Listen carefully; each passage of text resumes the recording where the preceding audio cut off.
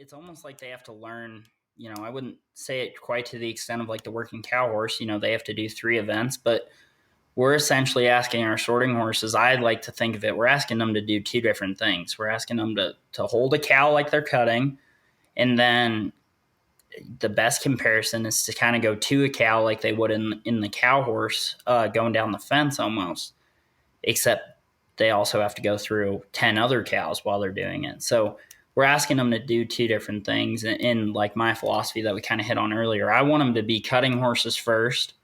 And then once you're really sure about a cow, then we'll teach you to do this other thing. You are listening to the Horse Radio Network, part of the Equine Network family.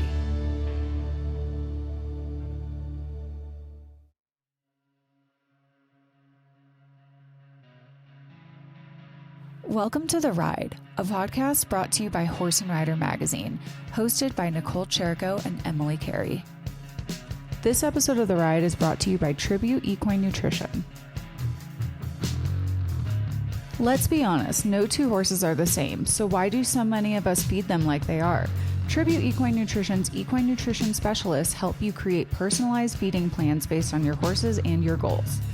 Their feeds are backed by a 100% money-back guarantee, made in their own ionophore-free facilities, and are fixed formulas you can trust. And if you're new to Tribute, your first bag is free, so you can try it with confidence. Take the stress out of feeding your horse. Visit tributeequinenutrition.com to get started and let them know Horse and Rider sent you. Hi, everyone, and welcome back to another episode of The Ride. This is your host, Nichole Cherico, and today I am sitting down to talk with Kody Ward. Kody Ward trains out of the Lazy JWC Ranch in Fort Lupton, Colorado. He's a multiple-time USTPA, RSNC, and AQHYA world champion, and he is also in the RSNC Hall of Fame. On top of competing at top events, he enjoys giving lessons, training, and selling horses. And he also recently did a video series for us on Ride TV where we talk a little bit about the basics of ranch sorting and help people get involved in the sport. Thank you so much for coming on, Kody. Yeah, thanks for having me. This is really, really cool.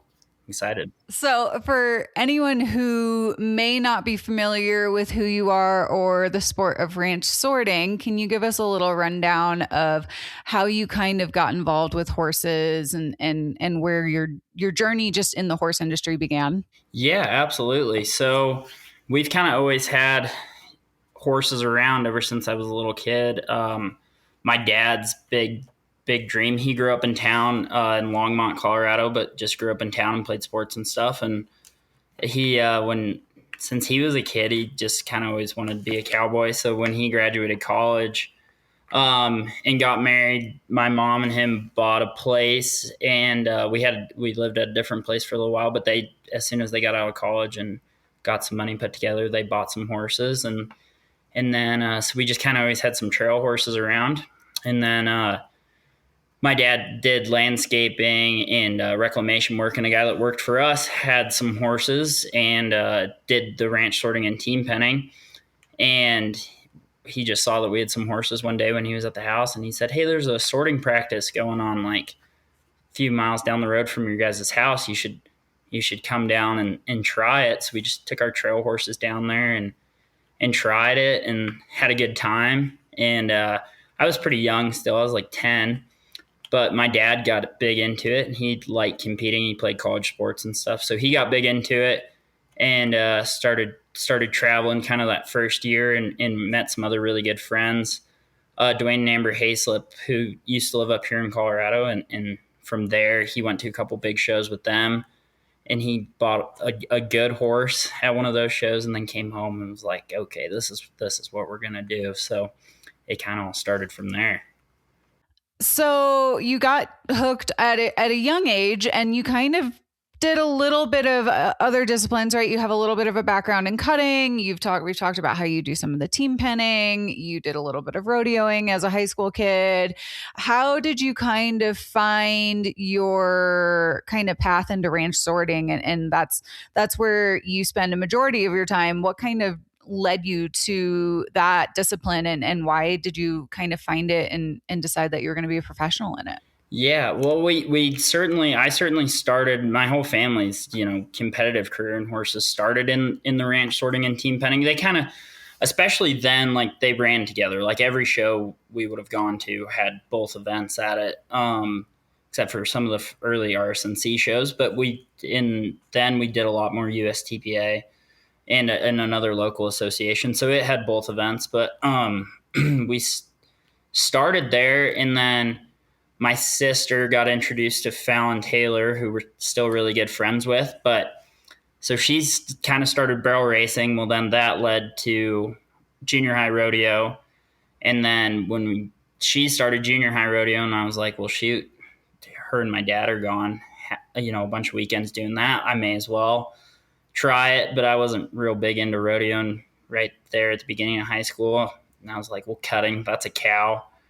That's, I can kind of figure that out. So I thought, right? So then I found somebody who had a cutting horse, like a straight cutting horse, and then I got into that for a while in the high school. And then I was like, well, shoot, I'm at the high school rodeos anyways. I may as well try some of this other stuff. So got into that for a little bit and really liked the cutting.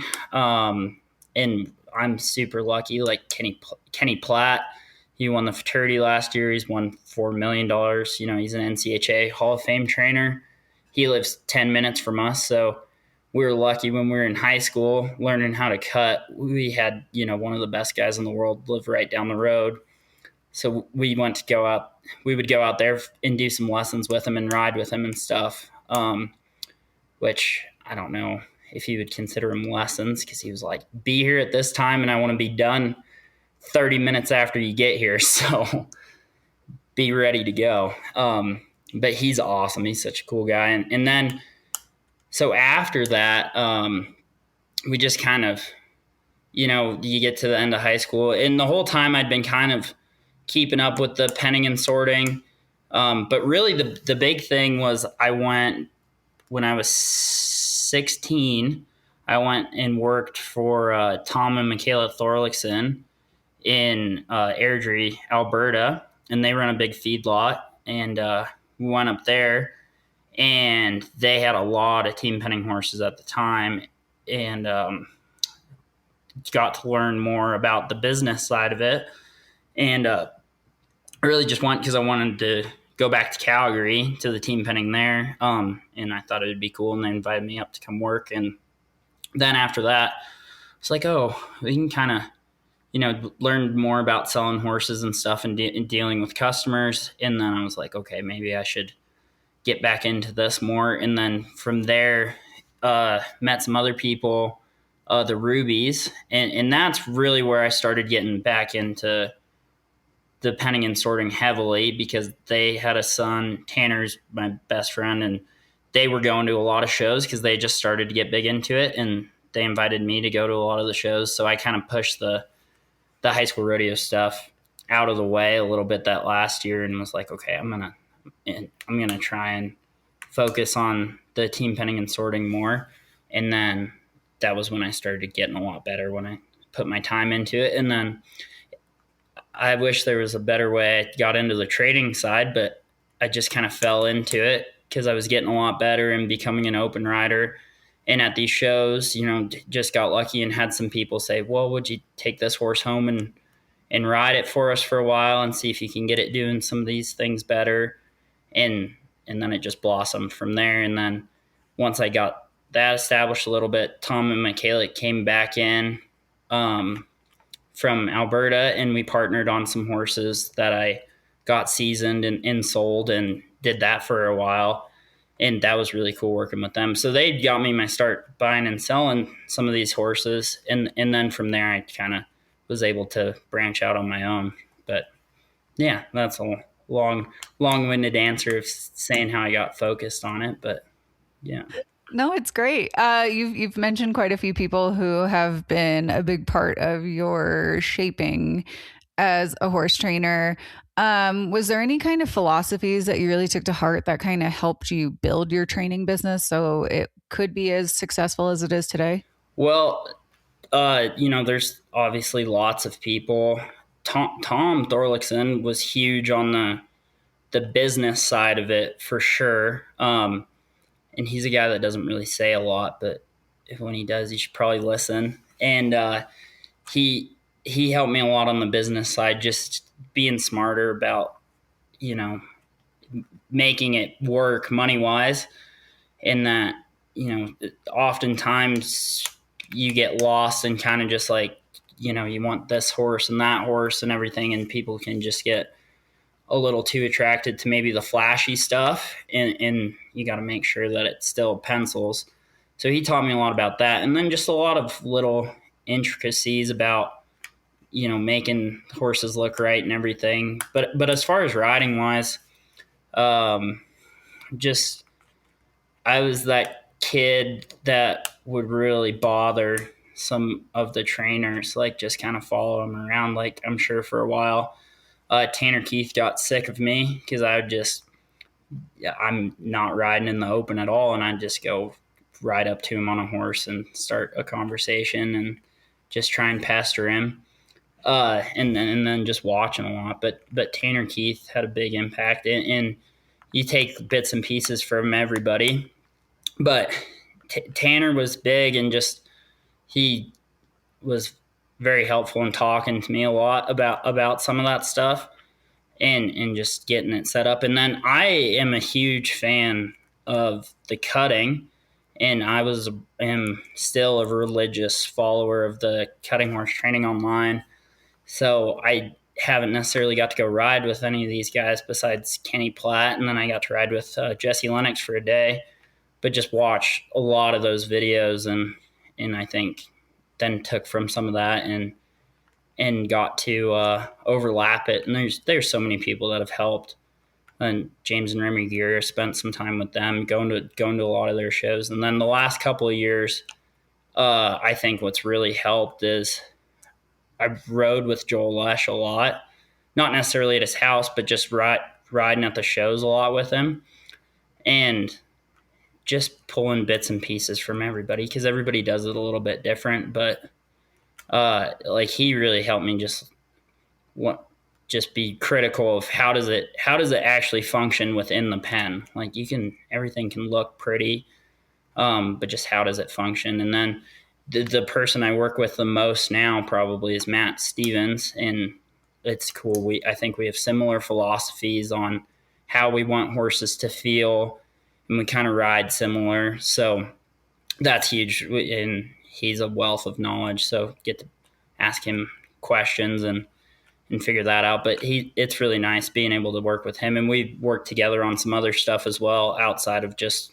training horses. So yeah, but I mean, there's so many people, but those are some of the main ones that I can think of that I learned from a lot. You said that you had a similar philosophy about how you like your horses to go around. What does that feel like to you? What is it? What is your philosophy? Well, I think they do a lot of things right out of the cutting pen. And if we can just leave a lot of that in there, you know, a lot of draw in your turns, and you want a horse to really kind of drop that front, you know, if you're turning right, drop that front right foot and that back right foot back through a turn instead of stepping over themselves, and just keeping horses really cowy in wanting to work a cow.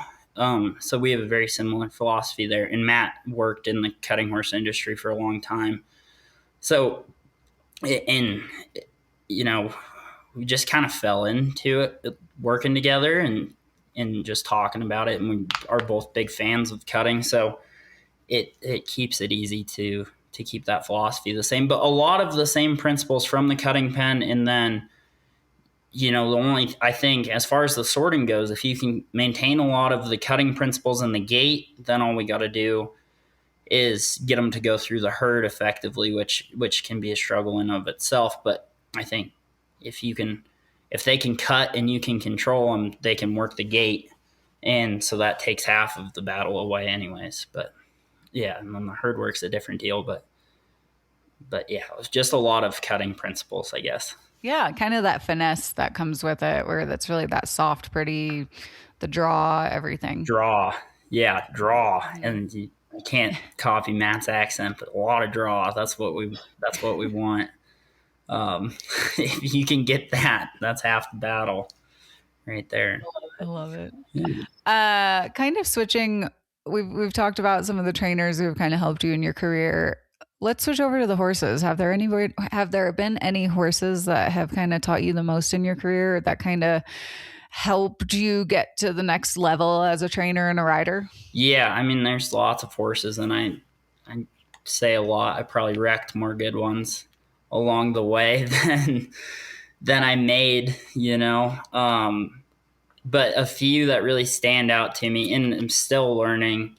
Like, we'll get to this horse, but a few at the beginning. I had this mare named Smooth as a Jewel. I actually won the Quarter Horse Youth World in the sorting honor. The only time I ever won it, which is its own thing. I probably went there for 10 years and was, the best teams on paper probably half of those years and only won it once. But this mare, Smooth as a Jewel, I got her from Kenny Platt.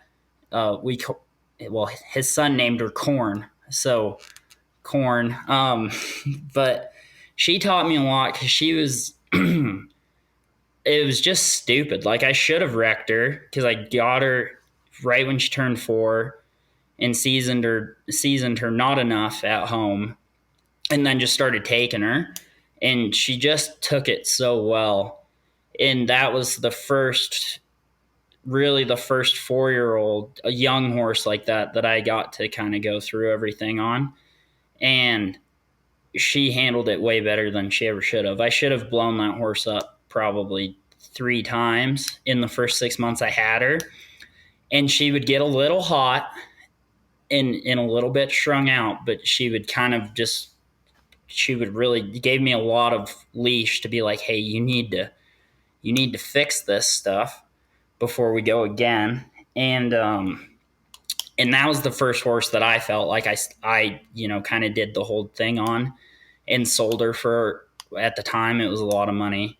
And now you look back, because horse prices have changed so much, and it doesn't seem like that much, but and she was the first horse that I was able to kind of keep in my barn for customers after they bought her and got to show and win on her. And that was cool. I think that really helped, because I remember this one show of the Cisco's that we were at in Queen Creek, Arizona. They were running the sorting in one arena, and then like the open sort was in one arena. That's our top level class. And then in the other arena, they were running the number 5 team penning class. So a pretty low rated, beginner novice rated penning class. Well, I rode her. The people who owned her, Matt and Chris Lane, were at the show, and they were riding her in that. Matt was riding her in that 5 class.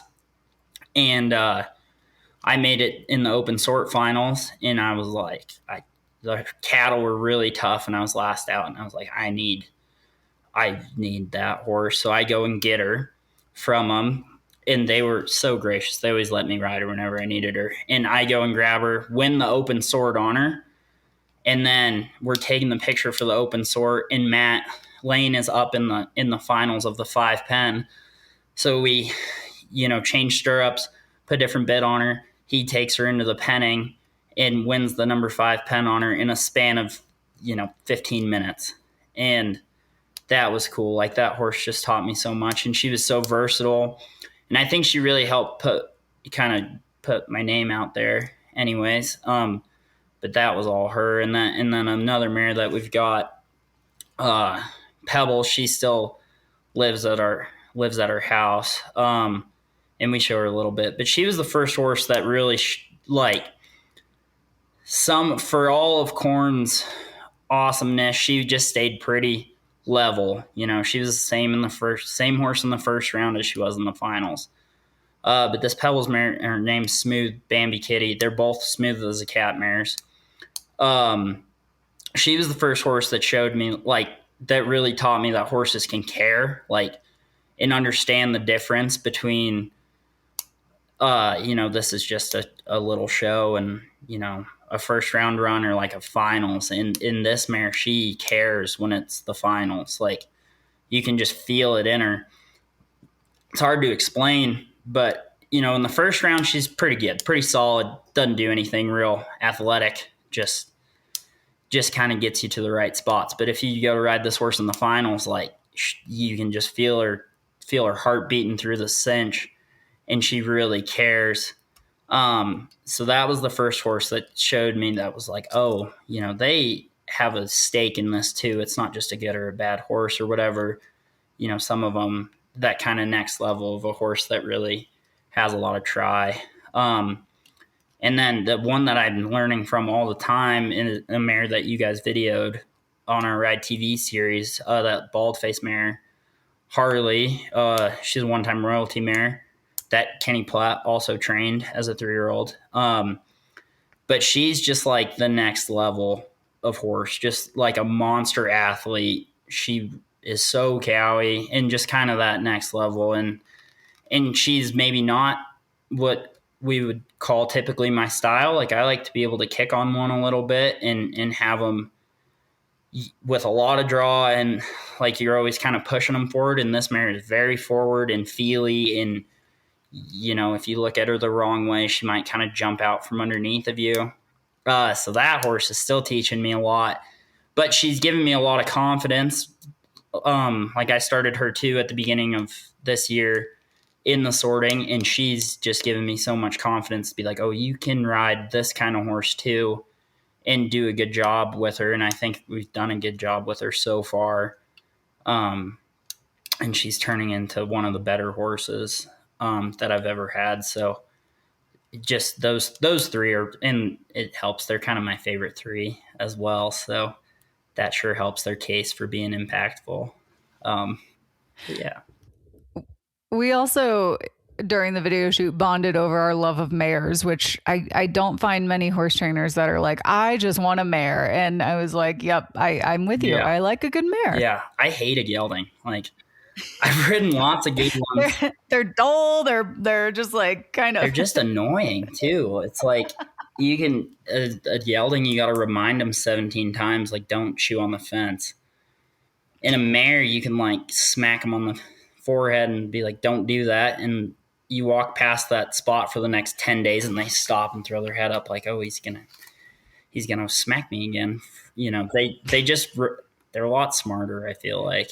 They're a lot smarter. Yeah, which I think they're more opinionated, but if you know how to get along with them, yeah, certainly they'll do everything. Yeah, I'd like to say, gelding, you just gotta tell them, and you just tell them this is how it's gonna be, and sometimes you gotta tell them really loud. And a mare, you gotta kind of negotiate with quite a bit, but once you get your terms laid out, they usually stick to them. It's kind of like women, I guess. They're just a lot smarter than we are, so you gotta ease around them a little bit more.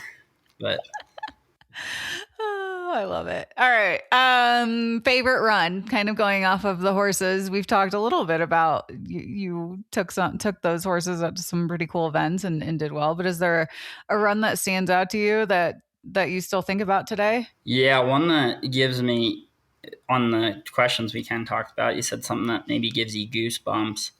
And that run at the Quarter Horse Youth World Show on that corn mare in the finals, that one, it's my favorite because we won and it's over with. But I was riding with Callie Brookshire, and it came down to like, I had 3 horses in the finals, no time the first one, had a pretty good run on the second horse. And but I mean, this was the last one, and ended up second on the other horse, so it doesn't seem like that big of a deal. But I didn't think it would hold, so I'm like, we got to make this one work. And the first 4 cows, it was clicking along so good, and Callie goes in for the 5th cow, and she turned it, and like it was totally clean and everything, and this cow just kind of like locks up in the back end and falls down, and Callie's like 10 feet away from it, and I'm turning cows on the other side, and I look back, I'm like, what is taking so long? And I see this cow laying on the ground, and I'm like, everything went through my head. I was like, are you kidding me? Like, I'm not ever gonna win this stupid show because a cow fell down in the finals. In the first 4, like, rolled out so fast, one of those deals where a good run is coming. And because we would have got a re-ride, like theoretically, right? If that cow would have stayed down, we would have got a re-ride. But, we have 4 cows out, and 10 seconds. And I was like, are you shitting me? This isn't gonna. Anyways, it worked out though. The cow stood up, and it's just one of those things where it was like, well, I can't do anything about it. So I tried to just do my job on the other side, and the cow stood up and ran out, and then we got rolling again, and it worked out. But that one gives me goosebumps when I think about it, because I just have never had so many thoughts flash through my head all at once. And I was like, are you kidding me? We're not gonna win this because of a stupid cow fell down. And yeah, and then another one that comes to mind is the first year that I won the futurity with Joel Lash in 2023 on a mare named Check's Party Mix, Opal, that Scott and Dina Finley owned.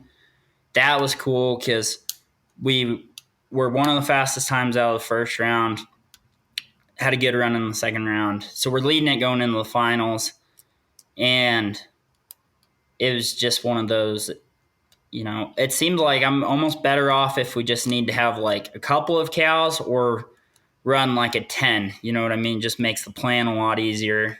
And this was one of those where it was like, if we run 7 or 8 head, we're going to win. But in just being smart, and there was a lot of nerves for me in that. And when that was over with, and like getting through the run was cool. And then the next team after us had a chance. I mean, they would have had to have a really cool run. But that run gives me goosebumps because it was just like a big relief winning that futurity finally. Not that I'd been shown in it for 10 years or anything, but it seemed like a long time coming. I got second a couple of times before it. But those 2 runs stick out just because it was something that I'm not maybe the most goal-oriented person, but those were 2 that I was like, I need to win these. And so that was cool. Those 2 horses let me do that. So that was exciting. Those 2 stand out. I have my own youth world traumas, so I relate. Yeah, that freaking place. Like, except I'm older than you, so I was in Fort Worth. Oh, okay. Well, there you go. You don't. Yeah. That's funny. I'll have to, yeah. But anyway, okay. So we've talked, this is a great segue. So the ranch sorting fraternities, we talk about them on the Ride TV series. You're super passionate about them. And I got to learn a little bit more about them when we were at your place doing these videos, because this is still a very new sport for me. Yeah. So for those who might not be familiar, obviously fraternity means something very different in each discipline. So can you kind of break down like what age the horses are and kind of like what the goal is with these fraternities that are starting to kind of amp up? Yeah. So the sorting fraternities, they have to be 4 years old or younger. I would say the vast majority of horses that get shown in the fraternity are 4-year-olds. That being said, there are a few 3-year-olds that compete. And I think as these fraternities expand, we might have to kind of go back in and look at some of that again. But I think that'll lead into a whole different deal of aged events. But yeah, currently it's 4-year-olds and younger. And it started out, I bet they've been having a fraternity at the World Finals for, I bet 8 years now, maybe 9 years. And it used to be you'd have one 4-year-old in the herd doing the herd work, and then you could have any aged horse holding the gate for you. And it's still that way in the non-pro fraternity for 5 and lower rated riders, but in the open for 6 and above, it's now 2 4-year-olds. And the fraternity, typically it was just one fraternity at the World Finals, big class, and it's a high entry fee but super high payout. And but this year they've expanded it, and myself, Matt Stevens, and Logan Wolf, we've worked together. Matt Stevens and I are huge proponents of the fraternities. We think, if you look at any other Western industry, the cutting, the cow horse, the reining, it's all geared around the aged event horses, the and especially the futurity horses. If you talk to any cutter, that's what they want to do, is win the futurity, right? And even though there's these other small futurities, they're all talking about this futurity that's going on right now in Fort Worth. So we're really passionate about that, and we got Logan talked into putting some futurities on at some of our other big events. So we had one at the Eastern States Finals in Tunica, one at the Western States Finals in Reno, and then there's going to be one in Vegas at the All-Star sorting this weekend. But we're just super passionate about it. We think that's what the future is, and it's just an awesome opportunity for owners and us as trainers to kind of go pick out the horse that we like and something that fits us. And then our biggest thing, and I shouldn't say our, but for sure, speaking for myself, my biggest thing is I think it's going to make better, more sustainable sorting horses.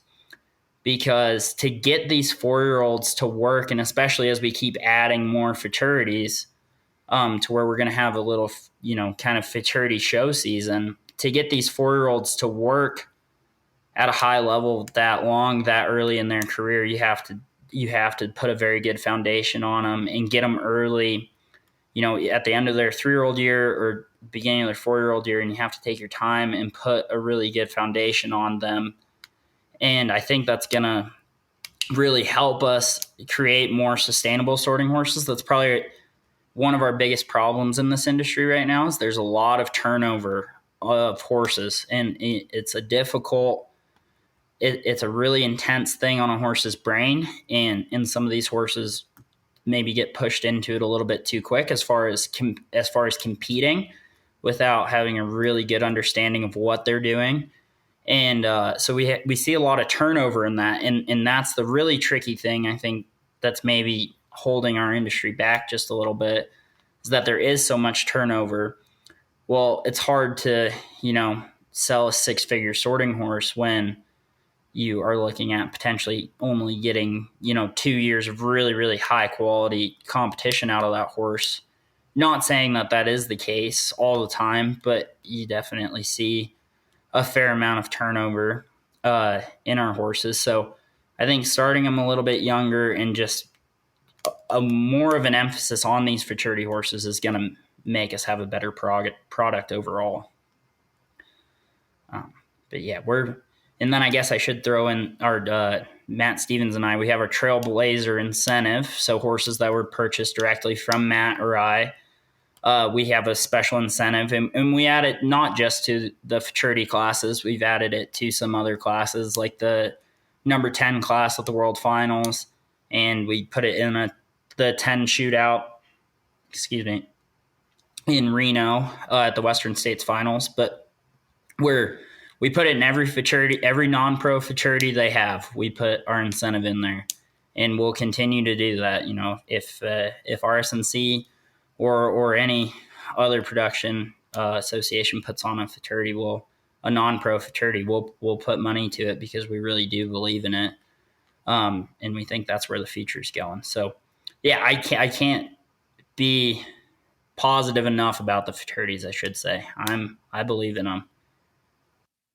I think that's great. I think it's really cool. You're kind of seeing the evolution of ranch sorting, right? As it grows in popularity, and we're seeing more events, and we're seeing more money backing it. More people are getting excited about it. And then, now we're kind of evolving more into the aged events, where you're competing against horses that are at the same kind of, point in their training career. You're not, it's cool. Yeah. It levels the playing field. Yes, absolutely. Right. And especially there's a wide range. We have the rating, the rating handicap system, but once you get to at any point, you're going to have a wide range of horses, right?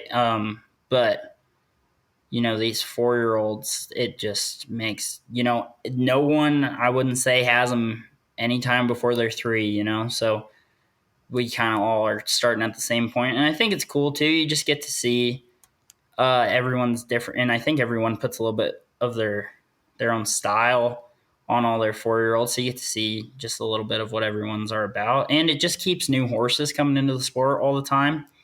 And it keeps owners excited. I think that's the big thing is like that's really happened in the last year or two is, the futurity used to just be like the first couple of years I showed in it, it was like, if you have a 4-year-old, let's enter, or somebody just happens to have a few. Because they've been in the industry for a long time. It's not just like we just started showing 4-year-olds, but it was more of an afterthought. Like, oh, are you going to have any 4-year-olds for the futurity?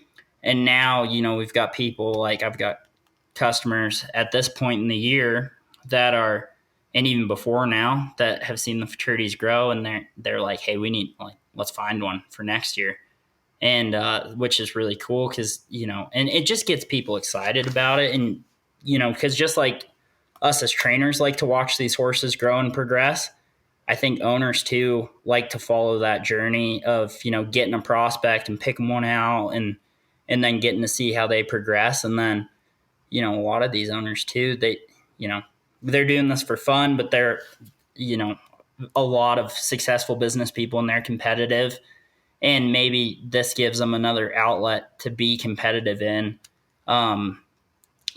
People are proud of their horses, and this futurity thing is just another reason for them to be. So it's cool for the owners as well. I kind of like that too, that you guys are riding them in the futurity stuff until they're 4. It gives these horses kind of an extra year to mature and really figure out their job without, straining them or burning them out. Cause man, it takes a special 3-year-old to compete at that high level of the cutting futurity, the cow horse, the reining, any of it. And so it's really cool that there's an opportunity for some of these, like maybe late bloomers or it took them a minute to grow or whatever it might be, and to have a place in the industry. Yeah, absolutely. And I think our deal is like it's almost like they have to learn, I wouldn't say it quite to the extent of like the working cow horse, they have to do 3 events, but we're essentially asking our sorting horses, I like to think of it, we're asking them to do 2 different things. We're asking them to hold a cow like they're cutting, and then the best comparison is to kind of go to a cow like they would in the cow horse, going down the fence almost, except they also have to go through 10 other cows while they're doing it. So we're asking them to do 2 different things. And like my philosophy that we kind of hit on earlier, I want them to be cutting horses first, and then once you're really sure about a cow, then we'll teach you to do this other thing. So yeah, I think 4-year-olds is the right thing, and it does let them grow up just a little bit more.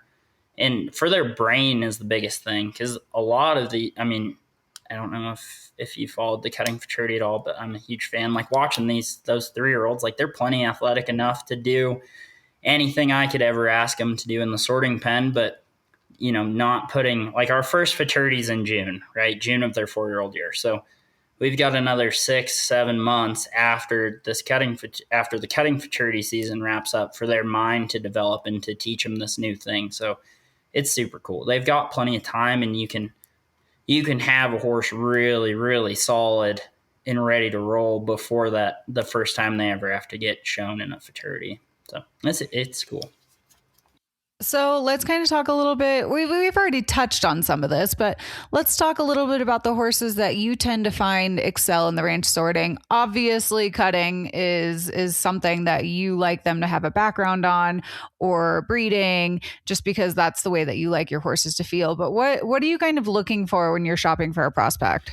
Yeah, it's totally dependent on. I can't believe there's still flies alive right now. That means it's been way too cold. It's been cold in Colorado. Why are there still flies? Yeah, exactly. Obviously, it's the cool thing about our industry is there's room for somebody to play at every level, right?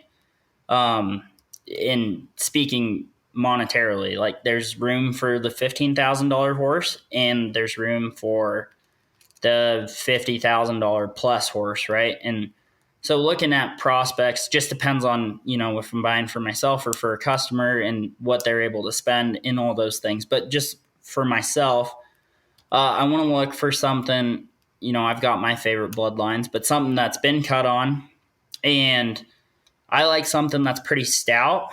Like I want them to be wide. They don't necessarily have to be super tall, but a stout horse, something with a big hip on them, a big butt. And because we're going to ask them to get down and crawl around a bunch. So especially if they're kind of wide in the back end, I like that. I think it gives them a good base. And then kind of been toying with this idea of having a horse that's maybe a little bit more narrow up front, and talked with Brant Clark a lot about this and just the muscle structure of a horse's front end and their shoulders, and thinking about how that all ties together. Because the typical thing is like you want a big blocky, just built like a brick crap house, cutter, right, wide everywhere. But I think something maybe a little bit narrower in the front. You don't want them to just be a narrow horse all the way around, but something with enough hip that's a little bit narrower up front just allows them to be a little bit more mobile in those shoulders. And then something that's a good mover. I think that's maybe an underrated thing that we have to look at is like a lot of horses can cut because they get to kind of hold their head wherever they want. Some cutters will hold it up high and some stick their nose on the ground. Well, if you try and sort on a horse that has their nose 2 inches off the ground, it does not feel very good. It's hard to keep them in your hands. So something that wants to travel a little bit more upright, with not a high headset necessarily, but I want them to kind of fit that shape, if you will, of like a reined cow horse moving. Something that'll pick up their front end. Yeah, something with cutting foundation, and then you kind of have to weed through those. Something that's a good mover.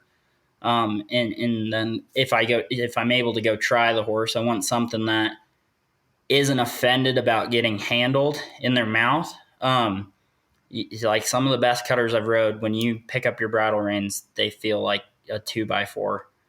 And they're awesome horses. I've owned a few of them, but those are a little bit more difficult to sort on. So something that's got a lot of bend in their neck, I like quite a bit. And then, yeah, from there, I mean, but you can make any kind of individual work.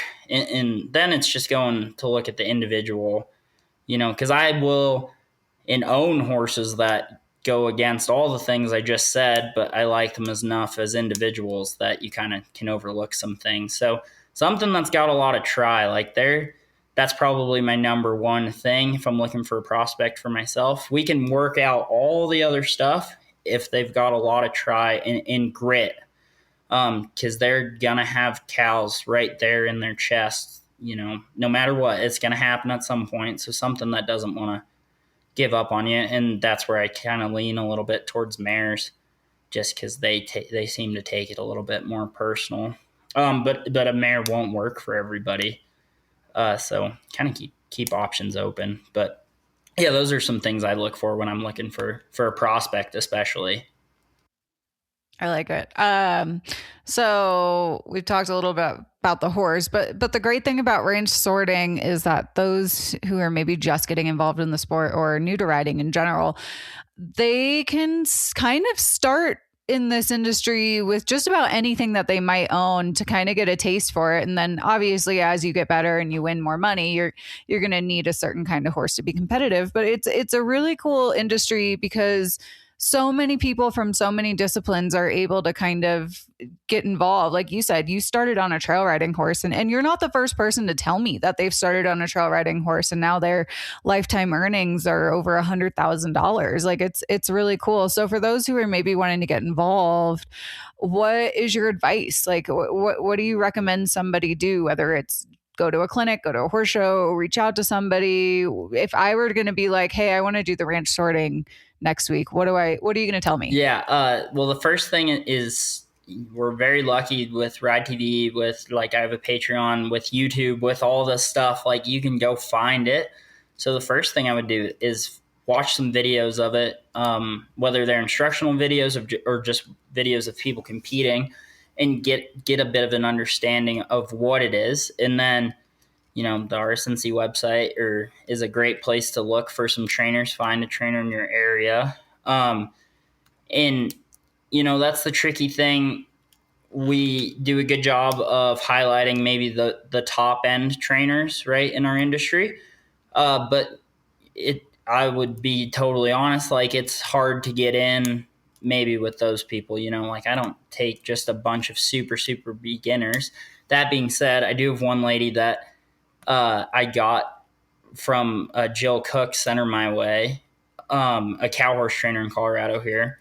And because she just, her horse wasn't going to do the cow horse, just a real ranch kind of horse. So she's been coming in riding for about a year, and we worked a lot on just some dry work stuff. And she has gone to a few sortings now, and she won a beginner buckle 2 weeks ago at one of the wolf shows, and that was her first buckle she's ever won. An older lady that's been riding her whole life. But I promise you can do it on anything. If we could get this horse to sort a little bit, you can do it on anything, because this isn't a real talented kind of horse.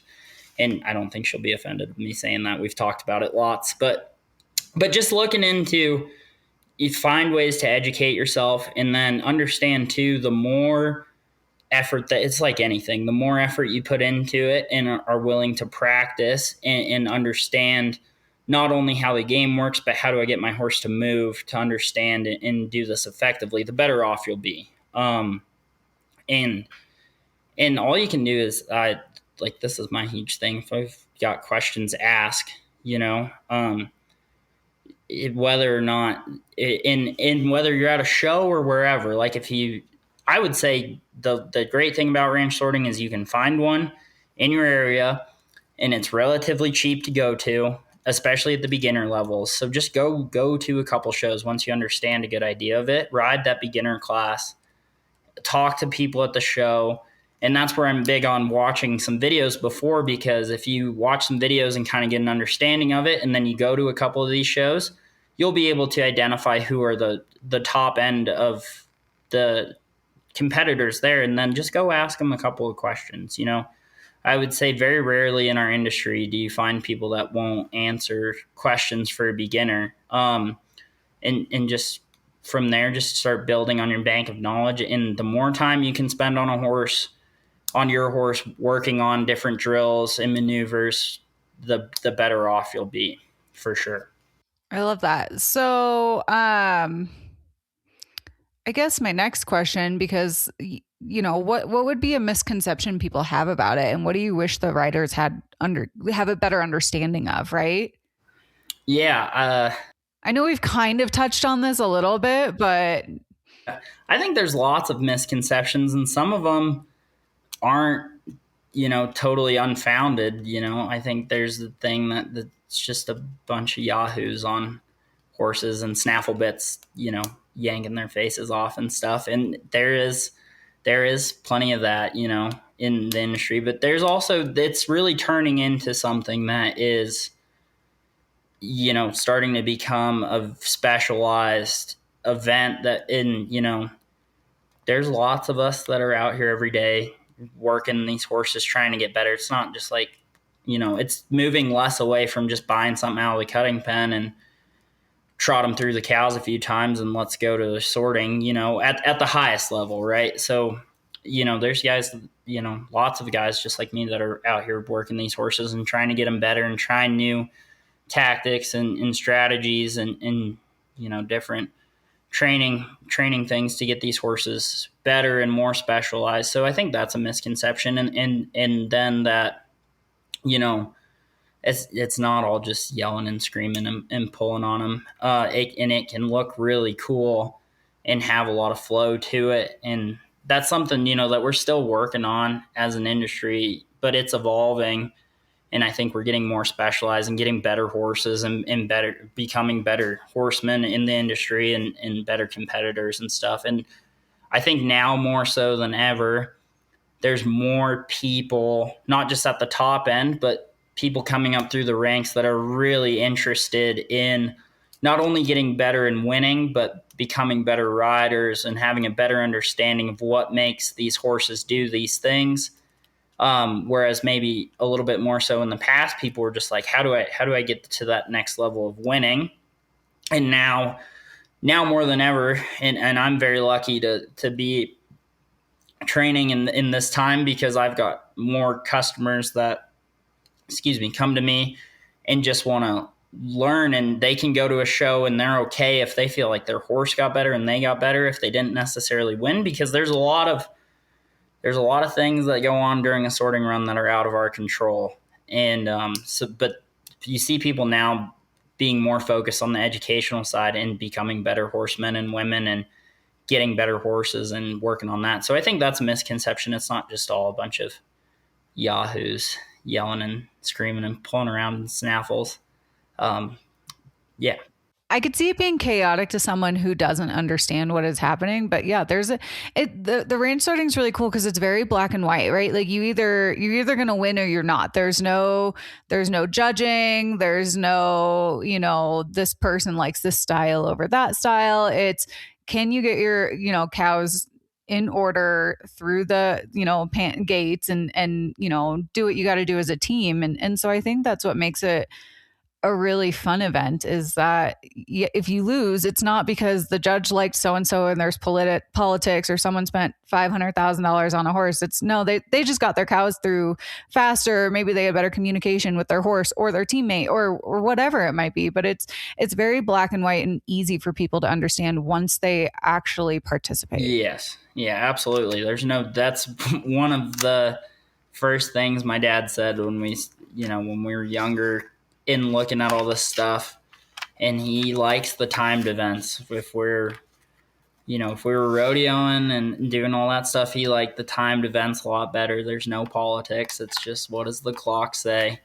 And especially when we started cutting a little bit and have some disagreeing opinions, and he's like, see, this is why we do timed events, because then it's very easy to understand. We don't have to go look at the judge's card afterwards.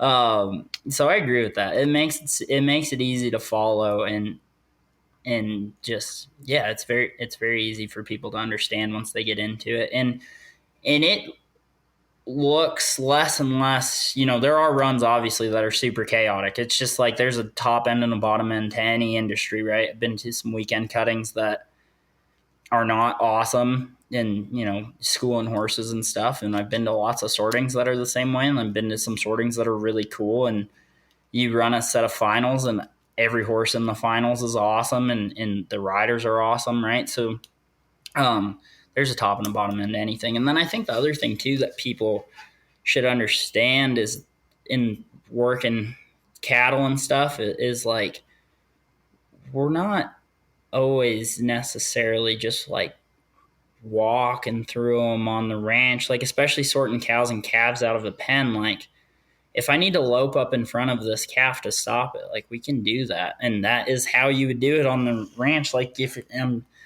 follow a lot of the big ranches and stuff, and like at the 4-6s, like, they're not gonna not turn that cow around in the alleyway because they got to lope for 2 steps to get there, or holler at her, or whatever it might be, right? So I think it's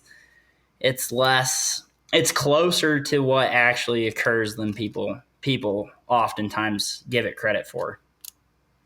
I mean, absolutely. Ranch sorting is, in fact, something that every working cowboy on a ranch is doing all the time. Yeah. So yeah, no, and cattle have a mind of their own. They're gonna have their own opinions. Yes, exactly. And it's so funny to me because, like, working at the Thorlickson feed yards, that's a 30,000 head feed yard, and when you see stuff and people saying like, oh, you would get thrown off the ranch for yelling like that, I'm like, have you ever worked a bunch of cows? Like, not saying we're yelling all the time, but sure enough, if something doesn't turn around, like, you're gonna start yelling at it.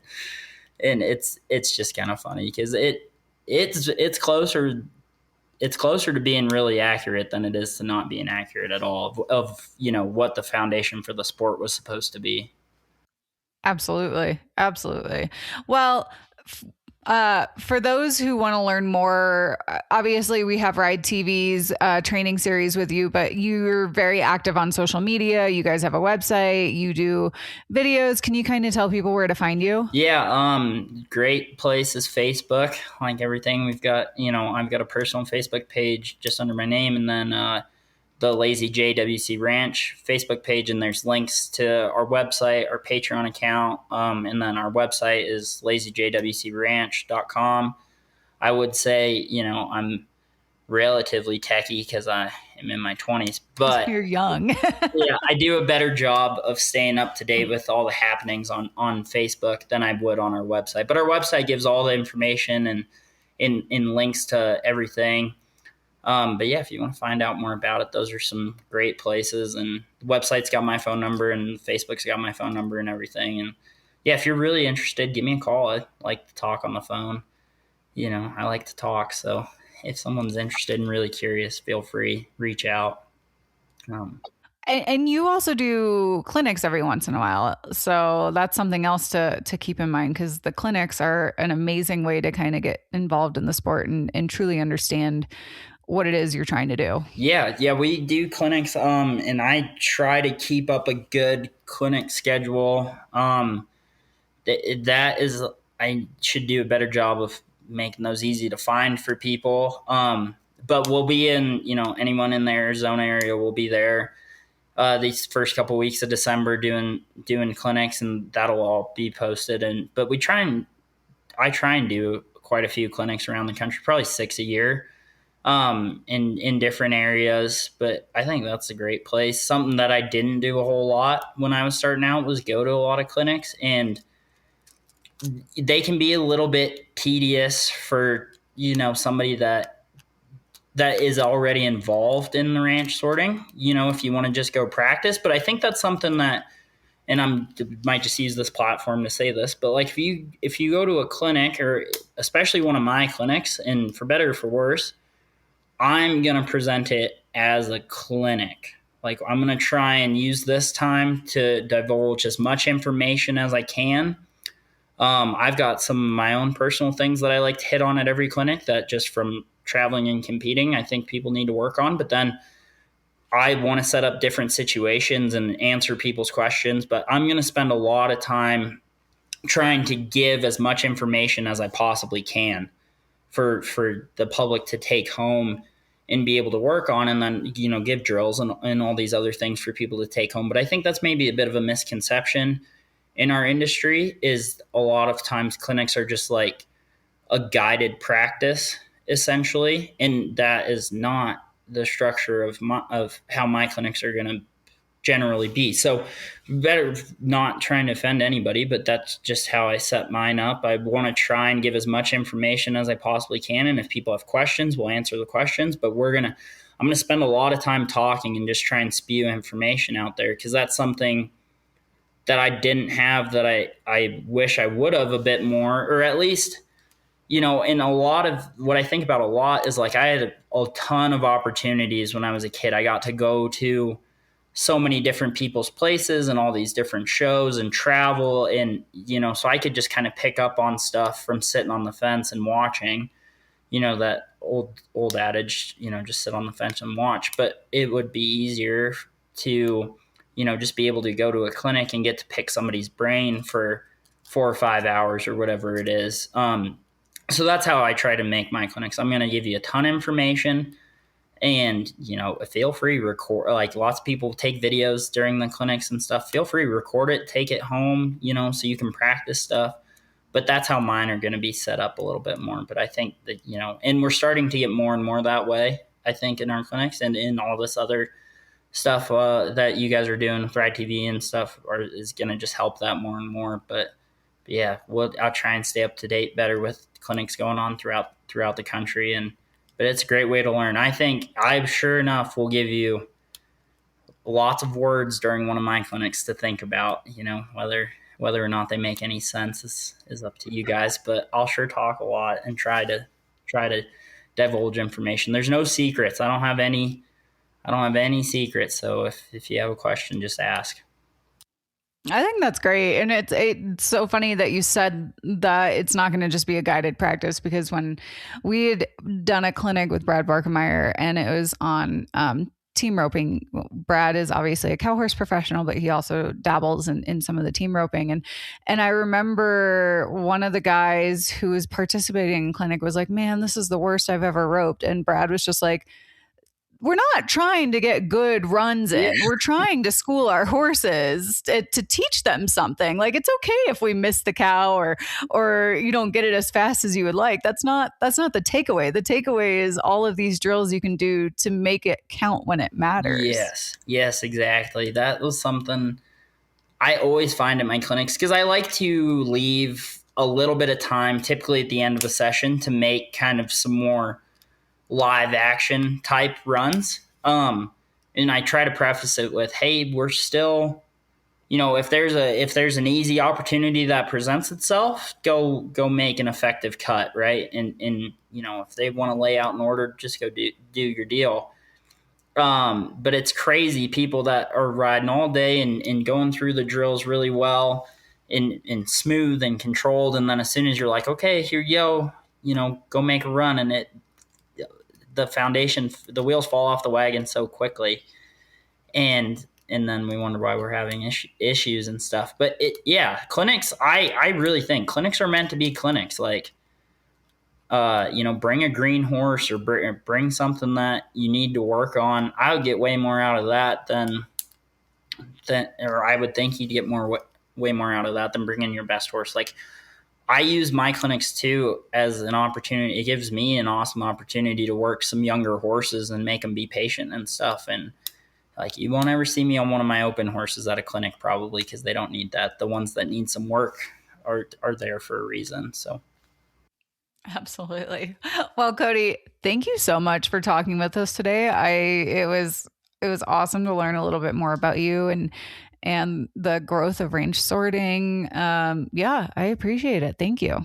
Yeah, thanks so much for having me. This was super cool. You guys are doing some awesome things with our industry, so we appreciate that. Once again, we'd like to thank Tribute Equine Nutrition for sponsoring this episode of The Ride. Thank you guys for tuning into the Ride podcast. We hope you enjoyed this episode, and please be sure to subscribe wherever you listen to podcasts. Follow Horse and Rider Magazine on social media and find us at horseandrider.com to see all the cool things that we're up to. And if you have any comments or questions, please be sure to hit us up at horseandrider@equinenetwork.com. We want to hear from you guys. And if you like what you're listening to, please be sure to leave us a review on iTunes.